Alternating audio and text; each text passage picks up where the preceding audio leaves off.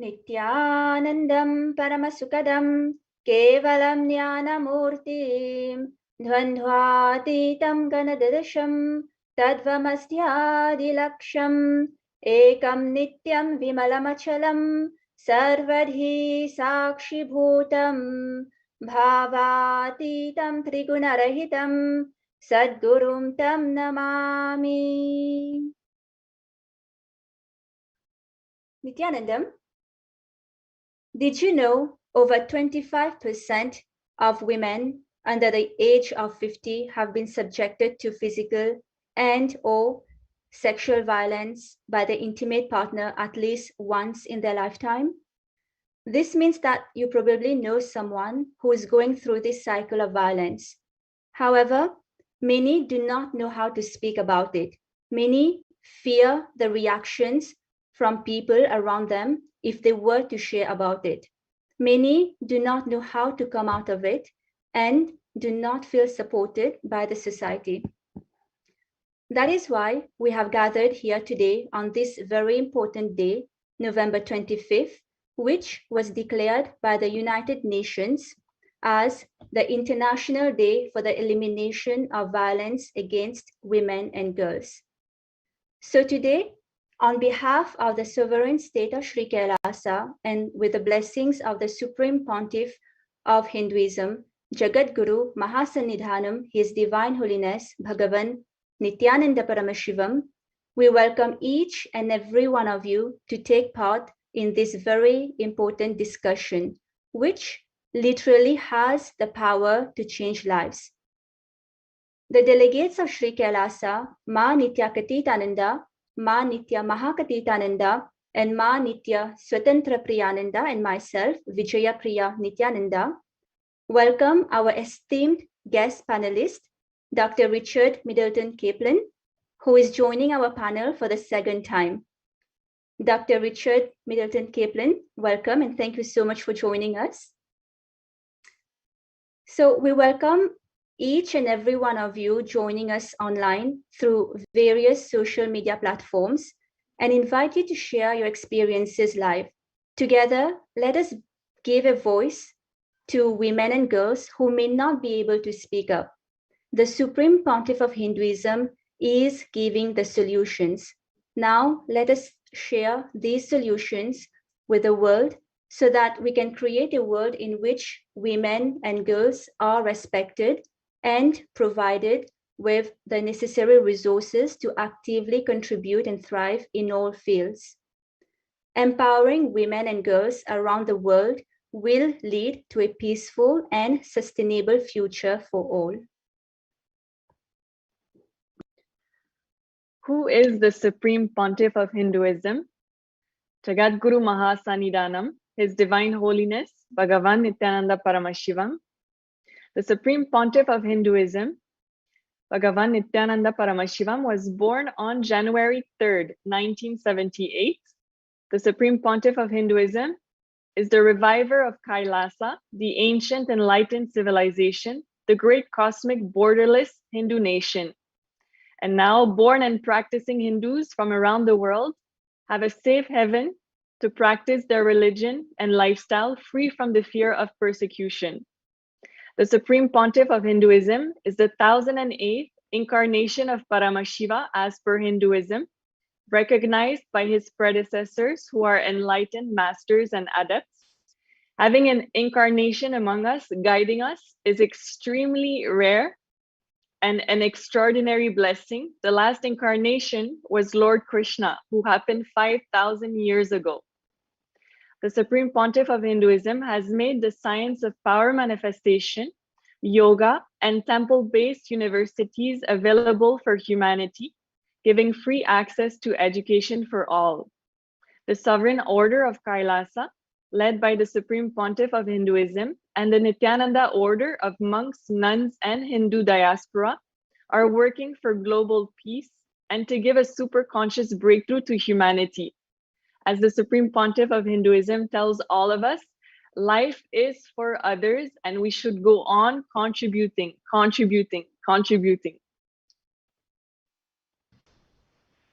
The Supreme Pontiff of Hinduism, at the young age of 3, was already recognized as an incarnation of Paramashiva by his predecessors of masters and adepts.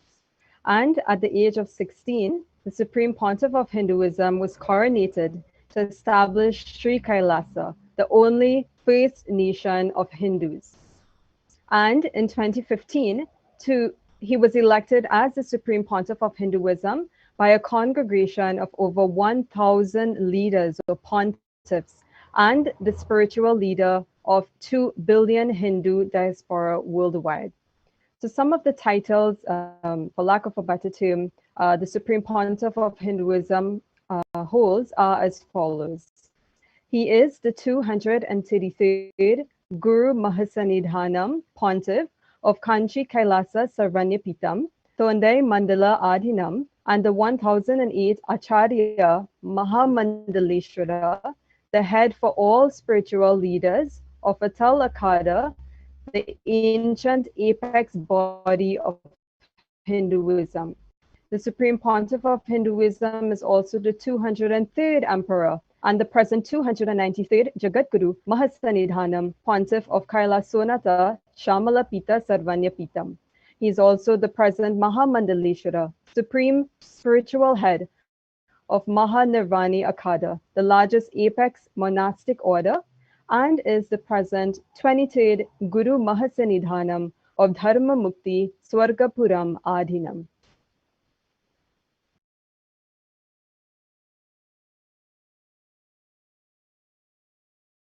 The Supreme Pontiff of Hinduism has dedicated his life to serve others.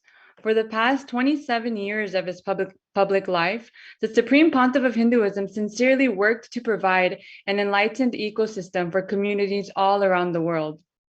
The Supreme Pontiff of Hinduism inspired over 30 million Hindus to revive the non-violent-based enlightened ecosystem by sharing the authentic knowledge as per the Veda Agamas and giving direct experiences to millions around the world through initiation. If you are listening today, you may be among the millions of people who have themselves experienced the unimaginable transformation in their lives after being initiated by the Supreme Pontiff of Hinduism. So we invite you to share your experiences with all of us through social media, and specifically on this very important day for the elimination of violence against women, we invite you to share how the Supreme Pontiff of Hinduism's teachings are the solution to put an end to the cycle of violence that women and girls are subjected to on a daily basis, and which is often very not reported. So the Supreme Pontiff of Hinduism is for peace, and the data recorded till date proves it.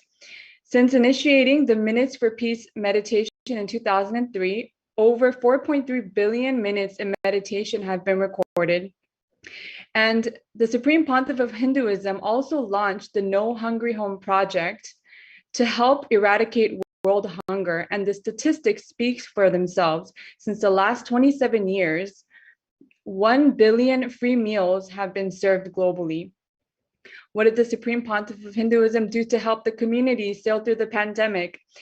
He opened his monasteries as a sanctuary for thousands of families during COVID, providing multi-layer quarantine facilities with all amenities provided free of cost, which have also been mentioned in the Kailasa's report on COVID-19 and multilateralism, the United Nations recently published.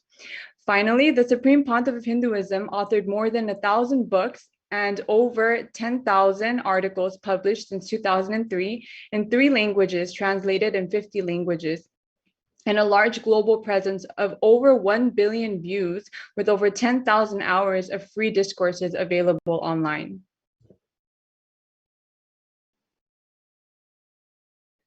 In 2003, the Supreme Pontiff of Hinduism founded the Nithyananda Hindu University, which is the world's largest Hindu university with 1.65 million enrollments, 2,700 courses, with 450 extended campuses in more than 150 countries, over 10,000 hours of spiritual discourses on ancient, rare spiritual manuscripts. The Supreme Pontiff of Hinduism is also a strong advocate of vegetarianism, which is a key for a sustainable future. He's a strong defender and upholder of women and LGBTQ plus rights. And despite various attacks on him for doing so, the Supreme Pontiff of Hinduism has never wavered from his commitment.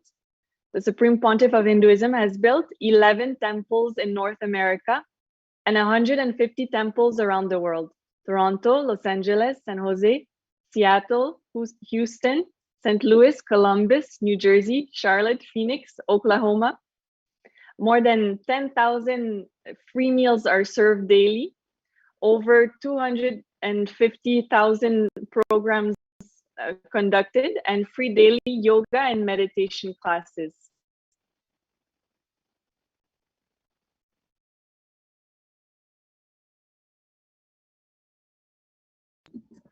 So let's begin by defining violence against women and girls, or in short, VAWG.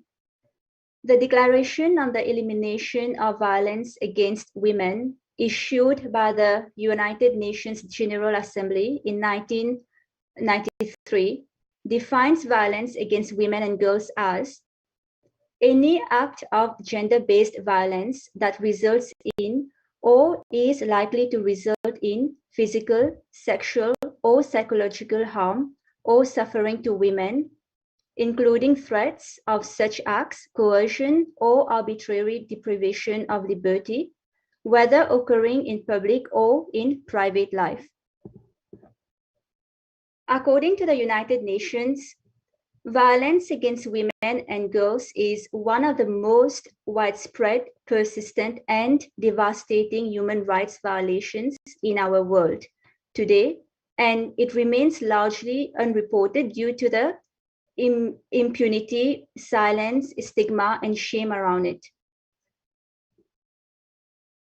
Violence against women and girls can take various forms, such as physical, sexual, and psychological. Keeping in mind that this is not an exhaustive list, we will focus on the following acts of violence against women, namely intimate partner violence or domestic violence, sexual violence and harassment, including cyber harassment, human trafficking, such as slavery and sexual exploitation, female genital mutilation, and child marriage. So by now, I'm sure many of you are thinking, I did not know there were all these forms of violence, including digital violence. So let us look at some statistics regarding these issues, and some may be quite interesting and surprising. So in terms of intimate partner violence, or IPV, sexual violence and harassment, which includes cyberbullying or the presence of digital violence, as mentioned before, over 25% of women between the age of 15 and 19 who have been in a relationship have been subjected to either physical abuse or sexual violence by their intimate partner at least once in their lifetime. So this means roughly every 1 out of 4 women that you know have been subjected to some form of sexual violence or abuse by a partner. So now, based on these statistics, we see that while the IPV, or the intimate partner violence, exists widely in developing countries, it also exists across developed countries and high-income countries or regions, such as the Americas and European regions, with up to 25% of women being victims to this form of violence. Now, in terms of digital violence, and something we may have not, even thought about until recently with the COVID crisis, a survey of women from 51 countries done by the Economist Intelligence Unit found that among the different threat tactics deployed to harass women online, misinformation and defamation were the most prevalent. So in this survey, it was found that roughly 2/3, or 67%, of the online harassment of women were linked to the spreading of rumors or slander to discredit or damage a woman's character. And in the UN report published on September 2020 by Luciano De Meco, who is an independent researcher in the field of women's political leadership, and this is really, really interesting.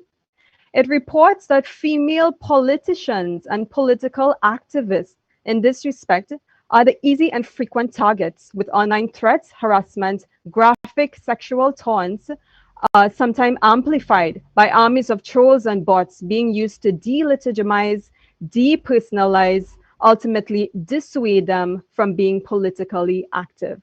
And recently, we've been seeing more frequent happenings of this, which is quite disturbing. And in addition to the surveys and reports mentioned, another recent survey of women parliamentarians found that 41.8%, so over 40% of the respondents had seen extremely humiliating or sexually charged images of them spreading throughout social media, including photo montages of them being nude. So how do they do all of this? Well, as much as technology has helped improve the quality of life throughout the years, it has also been used to carry out negative actions or harmful actions to such a point where certain tools, programs, apps can now be used to even morph not only images but also videos. Deep fake videos use a form of artificial intelligence called deep learning to make images of fake events. Now, many are pornographic in nature, and unfortunately, this was one of the strategic tools which was used against the female monks of our own community. And all of this has been clearly detailed in one of Kailasa's reports published by the United Nations on disinformation. And we'll be speaking a little bit more about this shortly. And these forms of violence also includes sexualization and objectification, which is seeing or treating another person, usually a woman, as an object.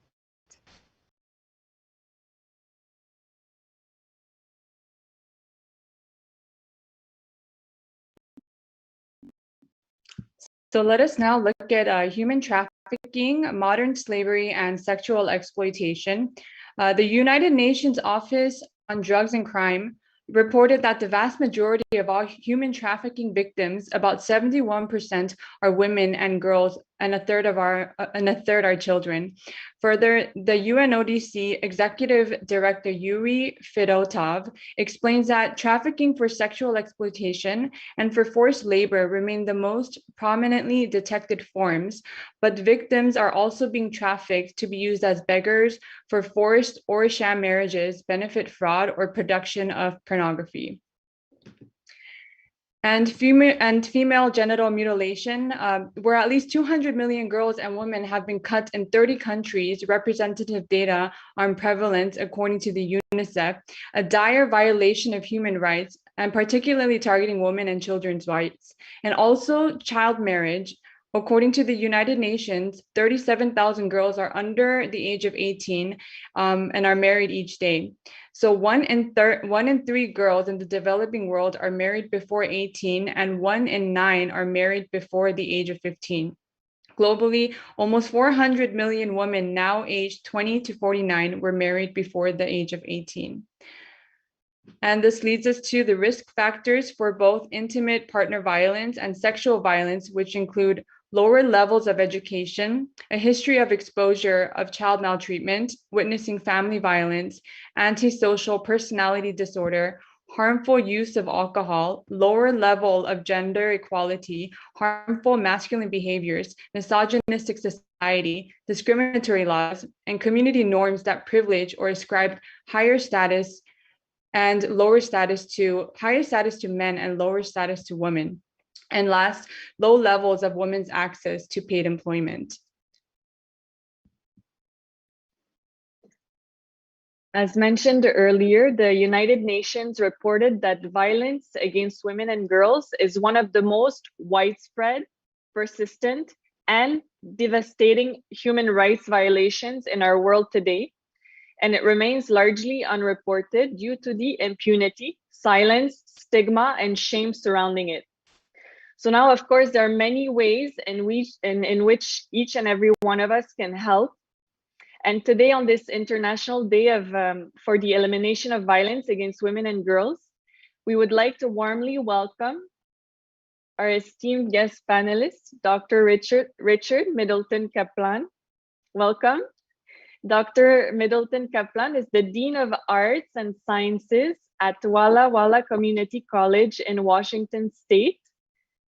Dr. Middleton Kaplan has published articles and taught in the United States and England about the literature of peace and nonviolence, literature of war, literature of the Nazi Holocaust, and literature and human rights.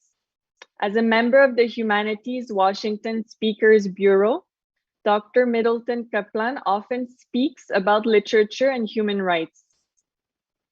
So now we invite Dr. Middleton Kaplan to share valuable insights on how various works of literature can help expose the hidden cycles of violence, such as those highlighted by the facts we have just presented. Dr. Middleton Kaplan, it is a real pleasure to have you with us once more. So we wish to ask you this question. In what ways do you feel literature can help bring awareness to human rights violations?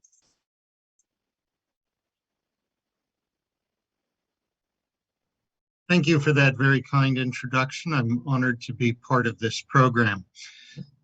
Literature can bring awareness by taking us inside the experiences of people who have suffered the same things that we do, so that we realize that we're not alone.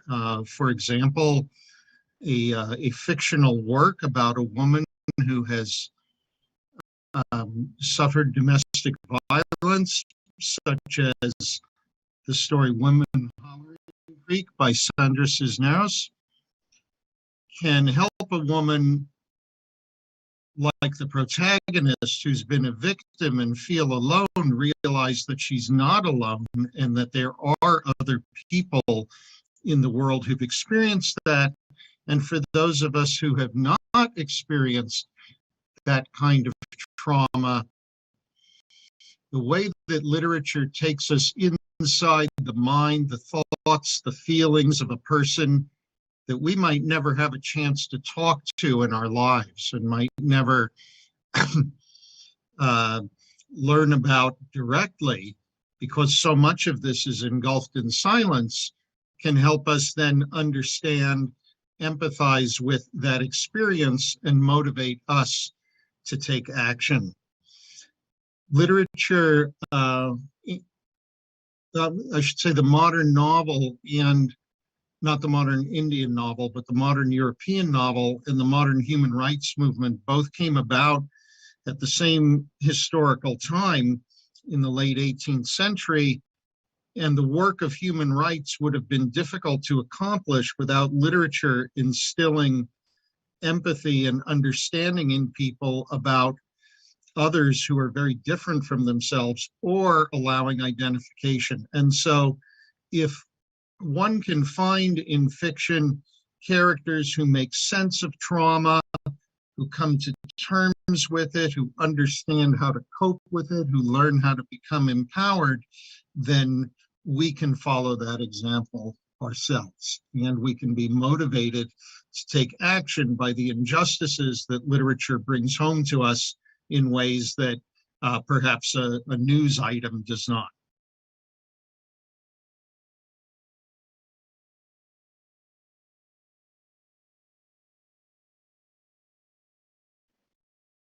Thank you so much for sharing these valuable insights, Dr. Middleton Kaplan.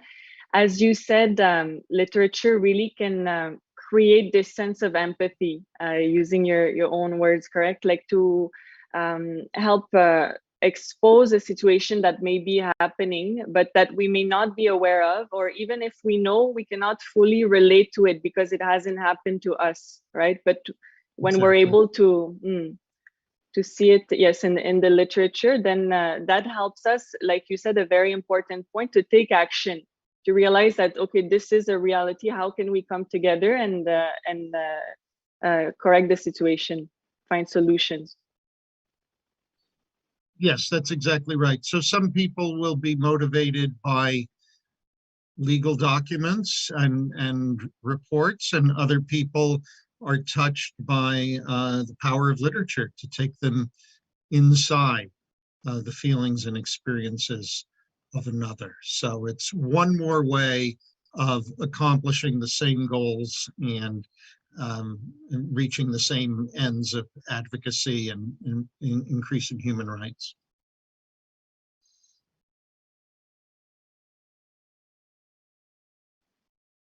Yes, thank you so much, Dr. Kaplan. And actually, another point, the way that literature can really help us understand the reality that is happening is also realizing that what is being portrayed, like for example, if we take the example of novelas, like when we see these shows happening and portraying the reality in a very hyper romanticized way, right? And giving this feeling to women and girls that, oh, this is how the reality should be like. But then when they are caught themselves in this cycle of violence and not having the tools to come out of it, and seeing these kinds of images or stories that are not based on reality, it can reinforce that feeling of shame, and not making them want to expose or share about what is happening. Yes, that's exactly right. So in the story I mentioned by Sandra Cisneros, the Latino author, the story called Woman Hollering Creek, the main character, a young woman from Mexico named Cleofilas, has grown up watching these telenovelas, or sort of TV soap operas, televised romantic stories, and wanting her life to conform to that.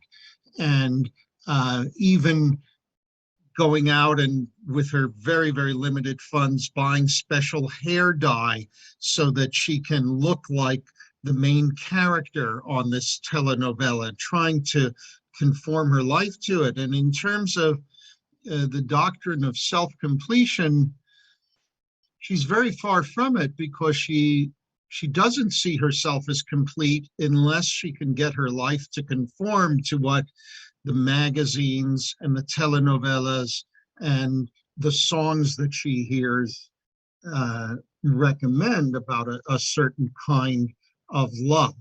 And then she finds herself in a relationship which she's entered into in a marriage because she thought it would fulfill that dream, and she finds a very different reality that she can't explain, and she just keeps measuring it by how far short it falls of this telenovela, this romantic ideal that's been embedded into her. And there are two sentences in the short story I'd like to share with you, if I may.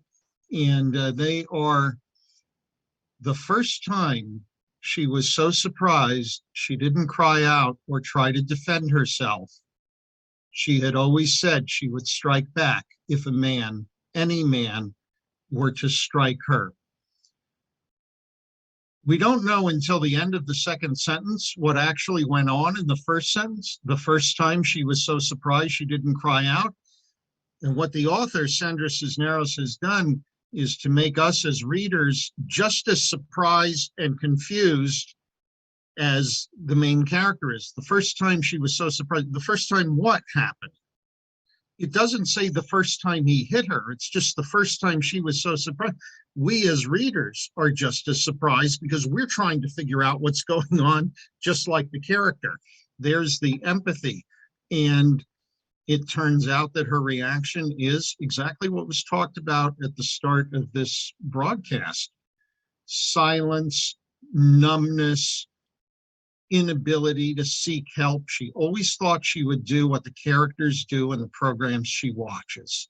And then when it happens to her, she can't. And the story builds our understanding of someone who's in that situation when we ask, why didn't she strike back? Well, we're right there inside her mind with her, trying to figure out what's happening, just like she is.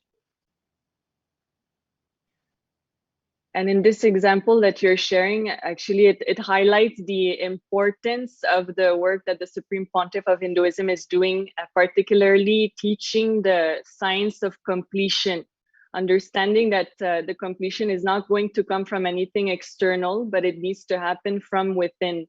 And also highlighting the importance of having the right Vata Varana, which means the environment, atmosphere around us.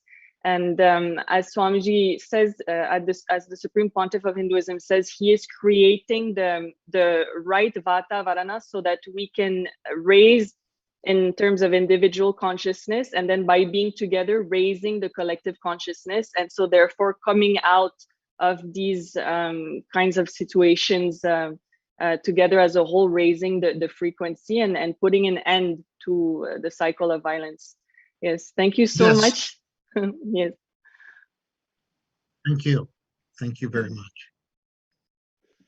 And so as conveyed by Dr. Middleton Kaplan, writing, literature, or other forms of writing can be a very powerful method to expose acts of violence, bring awareness and understanding about the urgency of situations, and create an international movement to address the crisis.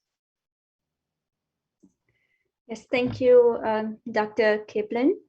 So from this context, we will now present how Kailasa, founded by the Supreme Pontiff of Hinduism, has, through various reports, contributed in bringing awareness to the violence perpetrated against women and girls, specifically the indigenous women and girls of minority traditions, such as the Adi Shaivite minority tradition. So the United Nations has recognized the incessant persecution of the Supreme Pontiff of Hinduism and of his community, especially the women and girls, and has published 4 reports from Kailasa. The reports is specifically focused on exposing acts of violence perpetrated against the indigenous women and girls in India. Next slide, please. Next slide. Thank you. So the first report is titled Media Disinformation in India. It was published by the Office of the United Nations High Commissioner for Human Rights, the Special Rapporteur for Freedom of Opinion and Expression. So the gist of it is that the report exposes that politicization and weaponization of the media is the root cause of misinformation in India, which has become a fundamental weapon for persecution of minorities in India.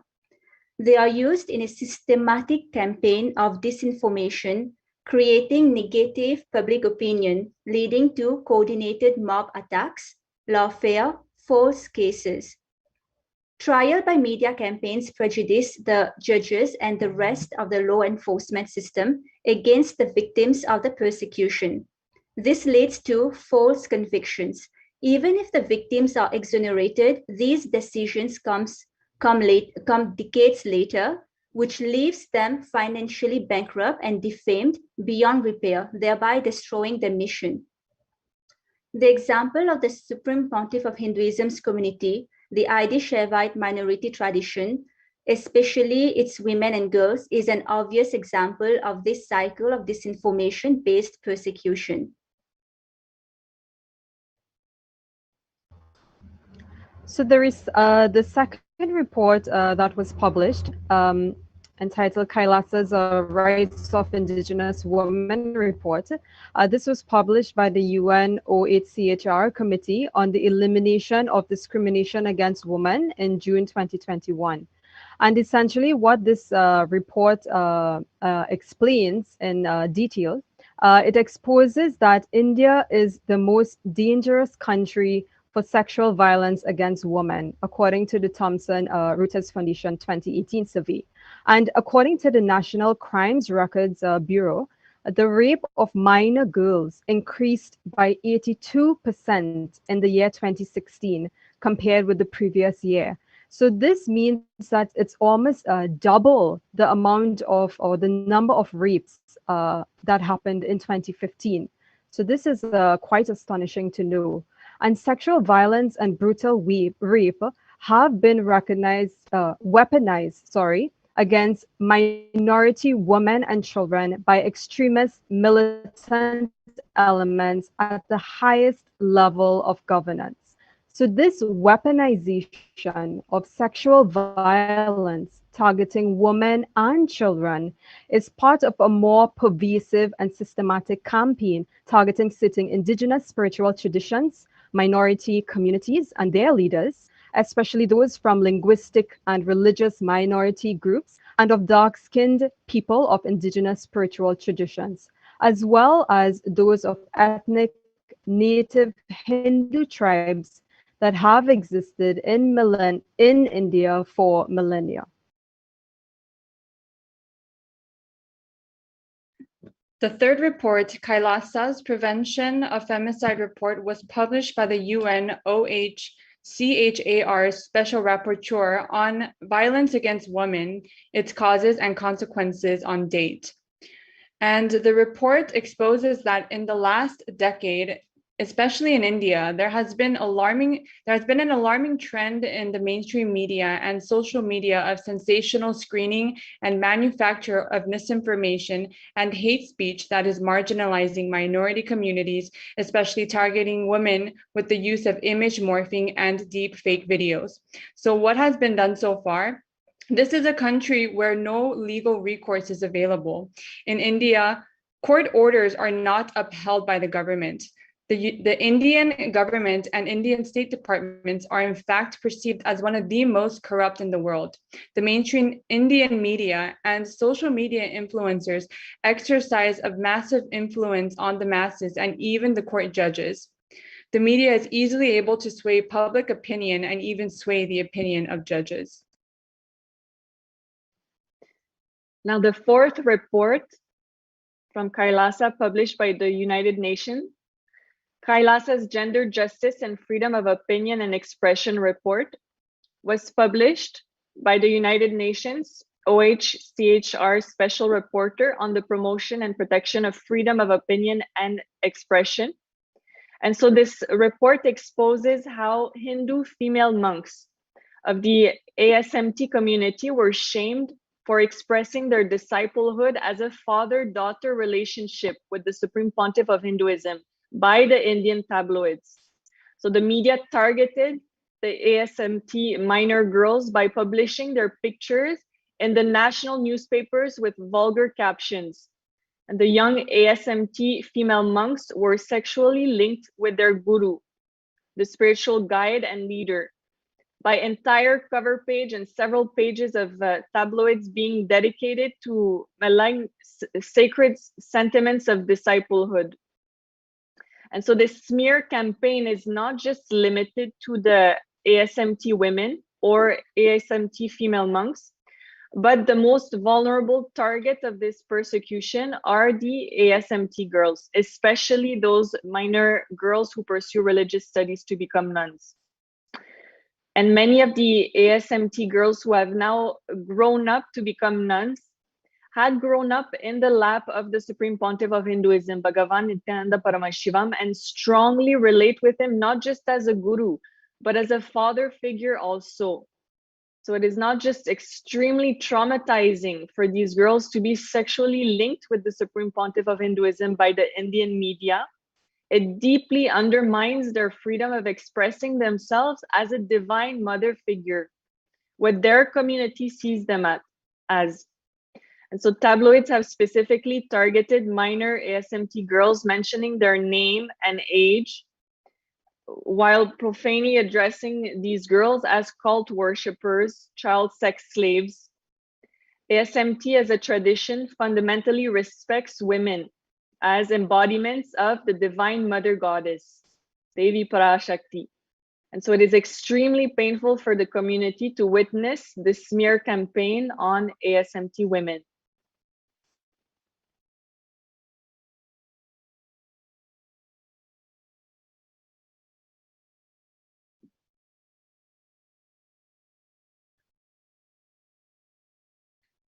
Yes, and in these four reports, Kailasa has given recommendations to put an end to the unabated cycle of violence against women and girls. Although the reports refer specifically to indigenous women and girls in India, Kailasa's recommendations are for the protection of women and girls worldwide. Let us look at some of the recommendations of Kailasa that were published by the United Nations. The first one is that women nuns who lead indigenous minority religious communities like the ASMT, the Adi Shaivite minority tradition, have been deprived of their human rights in their home country. The international community and member states of the United Nations need to support them by providing a safe place, protecting their basic human rights where they can practice their religion and revive their arts and traditions peacefully. The second recommendation, there were close to 10,000 indigenous tribes and spiritual traditions in the Indian subcontinent that were mother worshippers and led by women. The ASMT is one of them. Colonization and invasions in ancient times and religious intolerance and caste-based violence and extremism in contemporary times have made them extinct. These women have been marginalized and labeled as witches and persecuted since time immemorial. Now is the time that the world needs to protect these traditions by internationally declaring them endangered. The third recommendation by Kailasa is that the victims of this new form of persecution, which involves deep fake and sophisticated smear campaigns, should be supported by condemnation of the violence and propaganda waged against them. The fourth recommendation, the use of deep fake videos for targeting women should be brought to check and condemned internationally.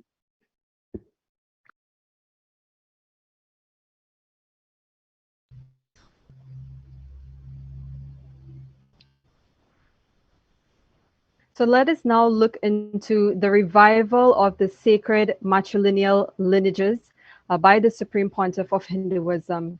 And as Vijaya Priya shared, Kailasa has beautifully summarized the solutions and some of the proposed activities or actions that we can take to prevent this form of violence.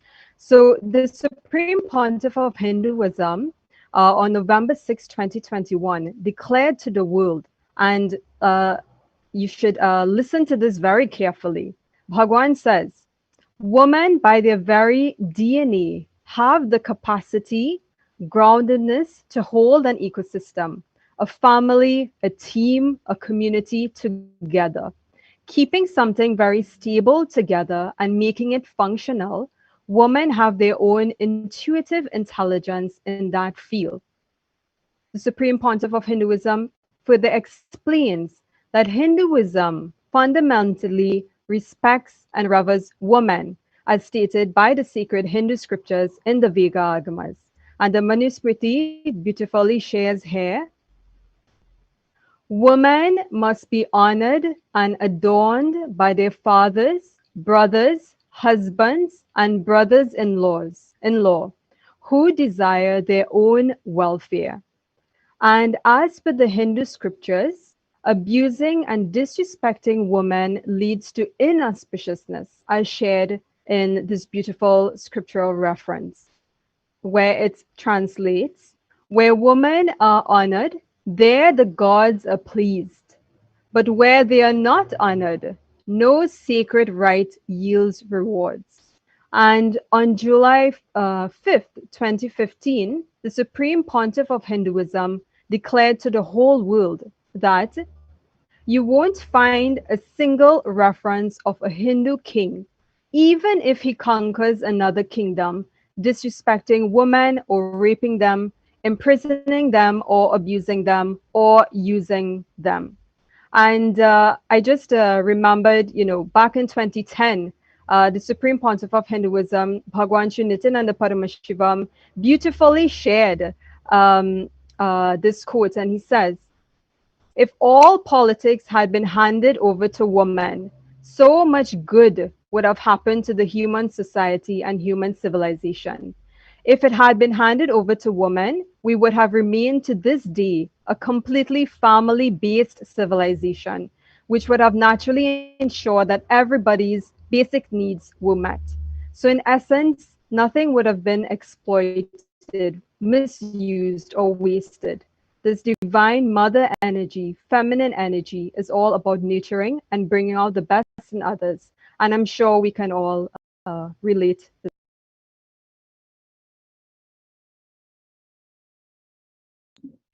To protect women and girls worldwide and to give them an environment in which they can thrive and manifest the peak of their potential, the Supreme Pontiff of Hinduism has launched several progressive initiatives. And the first one is building Hindu ecosystem exclusively for women. The Supreme Pontiff of Hinduism has taken the responsibility to build a grand ecosystem exclusively for women. The 64 Yogini Sarvanyapita and the original 64 Yogini Sarvanyapita temple, the Chosat Yogini temple, was in Hirapur, Orissa, but the whole enlightened ecosystem was destroyed as a result of invasions. This is demonstrated by mutilation of deities of the 64 yoginis in Hirapur, Orissa, which carries a record of actual violence done to people, especially to the Hindu nuns and women. And the revival of the Yogini Sarvanyapita by the Supreme Pontiff of Hinduism stands as a revival in its grandest scale after thousands of years. Specifically, through the Yogini Sarvanyapita, the Supreme Pontiff of Hinduism is reviving the 64 Yogini Sampradayas, the lineages, the Yoginis, Rudrakanyas, Rishikas, Kulasundaris, Swaminis, Nityasumangalis, and more.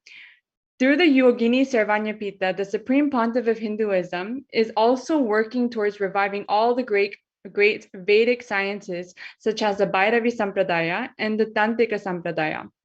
Ultimately, the Yogini Sarvanyapita is designed to bring back the power and legitimacy of the ancient sacred matrilineal Sampradayas on planet Earth, which is necessary to achieve a peaceful and sustainable future. The Yogini Sarvanyapita, as per the Supreme Pontiff of Hinduism's vision, is the symbol of real feminism.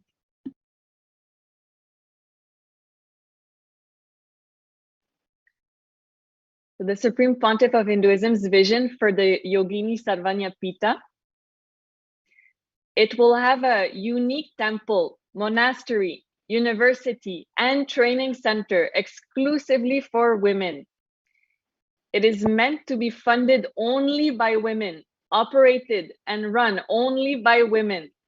It will also have centers for healthcare and huge hospitals for women centered around a temple complex. It will revive Ayurvedic and Siddha medicine, the Gurukul system, ancient Vedic education system which made the youth enlightened, the Analaya, the organic Hindu kitchen, the Hindu libraries, preserving sacred knowledge and making it accessible to all. So food, education, and healthcare will be free as per the Hindu Shastras, scriptures. All the spiritual, superconscious gifts from Kailasa will be shared with women.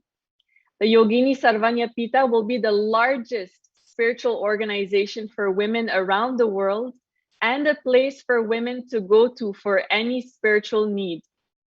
Ultimately, the Yogini Sarvanyapita will have the capacity to welcome millions of women as residents, students, and powerful manifestors. The Supreme Pontiff of Hinduism shared this vision on June 21st, 2019. And when we look at the sacred Hindu scriptures, we can see the emphasis of the importance for all girls to be educated. Hindu history carries the records of extraordinary Hindu women scholars, such as Lopamudra, composer of hymns, Gosha, composer of hymns, Maitreyi, seer and philosopher, Gargi, composed several hymns questioning the origin of all existence.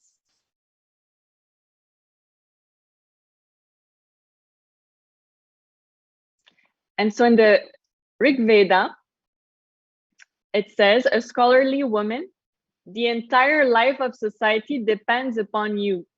You provide us with the right knowledge. May you bring knowledge to all segments of society.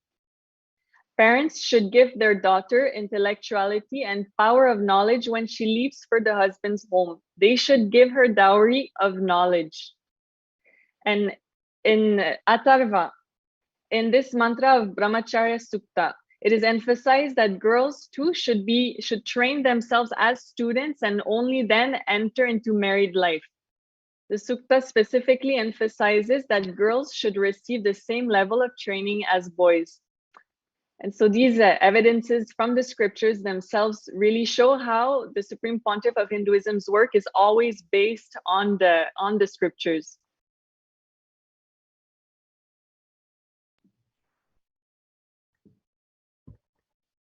Yes, and next is the Supreme Pontiff of Hinduism ordains women into sannyas or makhu and priesthood, giving women the opportunity to exercise their right as per the Hindu scriptures to conduct temple rituals.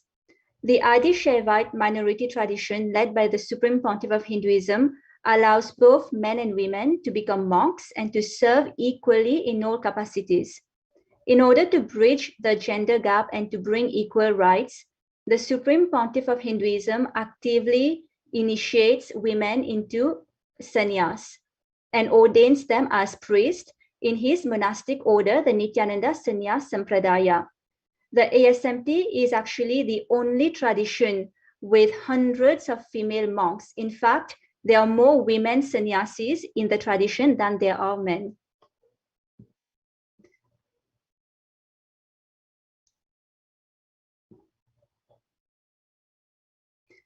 This is quite in contrast with every other tradition in the world, which are disproportionately dominated and controlled by men.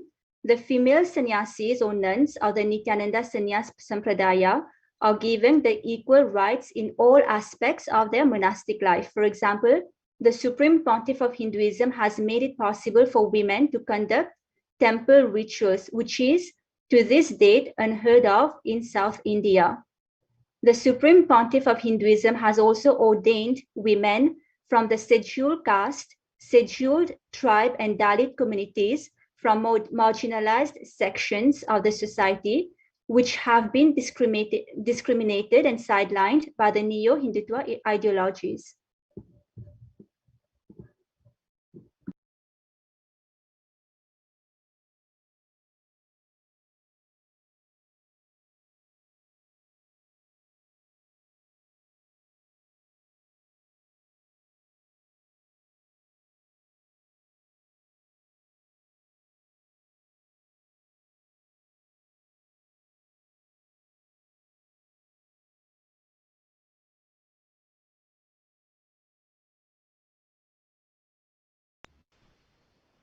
So when it comes to the science of completion, the Supreme Pontiff of Hinduism has conducted thousands of online free programs, free of cost, to teach women the science of completion and powerful cognitions so that they can heal from the past traumas, whether individually or collectively.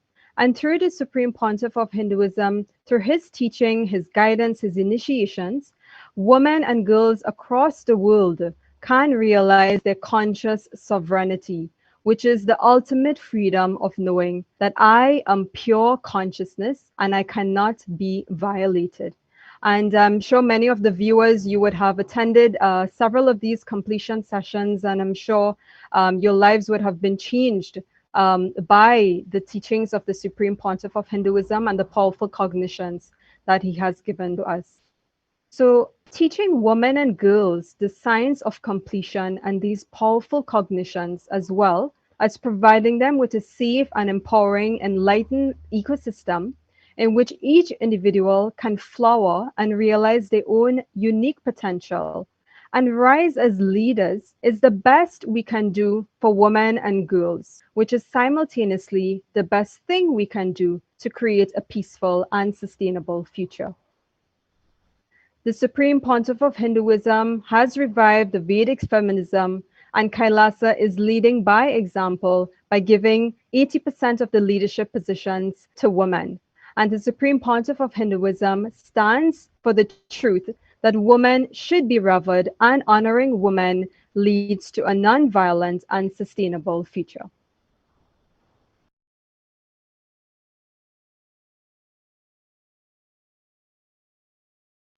So today we've come together to further expose the shadow pandemic of violence against women. And we have here our esteemed guest, Dr. Middleton Kaplan again, scholar, writer, professor, humanitarian. And we also have a set of questions for you we'd like to address. So going to question number 1, Dr. Middleton Kaplan, based on your understanding, how important is the science of completion and powerful cognitions as revived and shared with the whole world by the Supreme Pontiff of Hinduism for the empowerment of women and their communities? Thank you. It's absolutely essential. And the story that I made mention of earlier, Sandra Cisneros' Woman Hollering Creek, illustrates that by showing us what happens when a woman does not have that sense of completion and seeks it in other ways that ultimately, when they prove destructive, she does not know how to get out of, because she doesn't have any knowledge of a science or even a concept of completion. In the end of the story, she learns that from 2 other women. She becomes pregnant, the main character, Cleophilas, becomes pregnant and manages to convince her husband to let her go to a prenatal clinic for a prenatal appointment. Her husband is very opposed to this. He doesn't want to pay the cost. He's suspicious of her, but she goes. And a nurse at the prenatal clinic sees the bruises all over her body and calls a friend, and they are apparently part of a group that is quite accustomed to finding women who are victims of domestic violence and getting them away to safety. And that's what happens. And the main character achieves her sense of completion, selfhood, is moving on to a separate life because of the actions of these 2 other women who come in to support her. And it shows beautifully in the story what women can do for each other. And in a way, that nurse and her friend are advocates, are human rights activists, are working toward the same end. But the woman who had no knowledge of completion needed them to help her toward that. And I think it's the same work then going on in the story that that you've described, and that Kailasa micronation is engaged in, and the Supreme Pontiff of Hinduism is advocating and enacting. Yes, thank you so much. And that's actually, a very important perspective that you've shared. And, that really helps us look in and tap into the emotions for solutions, actually for completion, to move into, their next life. And this brings us to our next question. Thank you, Dr. Kaplan. Maswatantra Priya. Thank you. Yes, Mama Hakatita. And actually, the Supreme Pontiff of Hinduism tells that life starts with completion. Completion needs to happen for us to be able to actually start experiencing life. Otherwise, it's always being stuck in the same patterns over and over and over again. And so healing and bringing completion in our inner space to be able to fully engage with others and with life with so much trust and reaching the peak of our potential. That is the power of completion. And so this brings us to our next question. Dr. Middleton Kaplan, from your perspective, what is the impact of the advocacy and revival work done by the Supreme Pontiff of Hinduism through Kailasa for the protection of women worldwide? It's absolutely life-saving. That advocacy and revival work will give an avenue of rescue and an alternate life pattern for women trapped in this, and will also inspire those of us who have not yet engaged in advocacy to follow the model. So one of the things we know from studies of crowd behavior, when people are faced with something terrible taking place in front of them, they're often paralyzed. They don't know what to do. They don't want to intervene if something maybe isn't what they think it is. They're afraid to intervene. But once one person steps in and says this is wrong and takes action, others then can join that person. But it takes someone to be the first one to step forward and say, what is happening here is not right. And that is what the Supreme Pontiff is doing through advocacy. And then that gives people who don't have the internal resources to be the first one to step forward, to then step forward and join the effort that someone else has begun. It's nothing short of life-saving and life-giving for women who perhaps have seen no alternative, no way out, like the character in the story that I was talking about. She saw no help until two other women intervened and helped her. She didn't ask them. She didn't even know they existed, but they did. And so this advocacy and revival work is absolutely life-changing. As I said, life-saving, life-giving, life-changing. It's beautiful when you share that it takes one person to start and give the confidence to everyone else that, yes, this is a possibility, this can be done. When we come together, we can create a new reality that is most powerful, and that is, as you said, exactly what the Supreme Pontiff of Hinduism is doing, and providing the right environment, as well as we were talking about earlier, the Vata Varana, which is most important, so that we can inspire each other also to race together and have that feeling of protection and confidence that together we can change things. So it's setting a new trend for the world on this important day of the elimination of violence against women and girls. And we really appreciate your insights and sharings, Dr. Middleton Kaplan. It's always a pleasure to have you with us. And we hope to see you again in future panels. And so this brings us to the end of this panel discussion. And we wish to thank each and every one of you attending from social media and sharing your insights. Every single voice matters. And as Dr. Middleton Kaplan was highlighting, it takes one person, but then when that momentum is created, we have so much power together. And we wish, yes, to thank each and every one of you. And we will be hosting more of these panels in the future. Kailasa mission to the United Nations. And so stay tuned for the next ones, and we hope to see everyone there. And we will now be ending by chanting the Purna Mantra together. Om Purnamada Purnamidam Purnat Purnamudachyate Purnasya Purnamadaya Purnamevavashishyate. Om Shanti Shanti Shanti. Hari Om Tat Sat. Sarvam Bhagavat Shri Nithyananda Paramashivam Padukar Panamastu.